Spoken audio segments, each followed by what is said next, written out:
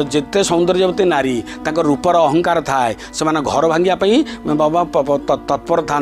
पद्मिनी जातीय नारी सीना नुह किंतु जिते सौंदर्यमयी नारी निज अंगराग उपर निज आनंद पाती निज अंगर अन्य को माने आकर्षण करती से निज घर भांगती अन्य घर भी भांगती भांगी ना नाई सुंदरी नाई होकर कौन आसी नाला पूतना भगवान कृष्ण को नाश करने निजे नाश गला भगवान पाखे नारी को सौंदर्यता भल पाए ना शोभा पाए नारी गुण केते अच्छी गुणाश्रय गुणमयी माँ गुणमयी हवा दरकार जी गुण रहा ताले सीटा ठीक है झील मैंने माँ मैंने जदि शुणुच ये कथा चारण रामदासर कथा ये भूल केतबेले हेले कर ना सौंदर्य को जमी रखिच सौंदर्य तुम पाखे थाऊ ये सौंदर्य कदर्य भाव न पशु ये सौंदर्य जगतर हितपाई पशु कल्याण पशु सारा जगत को सौंदर्य निजर बुद्धि रे निजर बुद्धिवृत्ति द्वारा निजर ज्ञान द्वारा निज ममता और स्नेह द्वारा निजर करदेले तुम पाई सो जिते सौंदर्यवती नारी